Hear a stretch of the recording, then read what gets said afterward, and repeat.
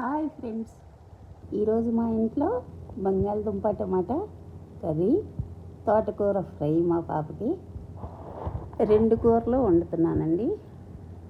First తిరగమాత దినుసులు, ఉల్లిపాయ, పచ్చిమిర్చి, కరివేపాకు వేసి వేగిన తర్వాత బంగాళదుంప వేసి వేగిన తర్వాత టమాటా వేసి ఉప్పు కారం వేసి వేగిన తర్వాత కొంచెం వాటర్ పోసుకోవాలి.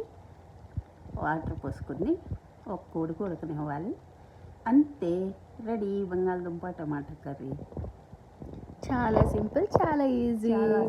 చాలా ఈజీ, చాలా టేస్టీ. చాలా బాగుంటుందమ్మా. సూపర్గా ఉంటుంది. తోటకూర ఫ్రై చేసింది కానీ వీడియో పెట్టలేదు. It's okay. బంగాళదుంప కూర ఒక్కటికి ఇవాళ నేర్చుకోండి. అంతే, వీడియో. Bye bye. బాయ్ చెప్పు. Bye bye. అంతే, కర్రీ రెడీ అయిపోయింది. చూసారా?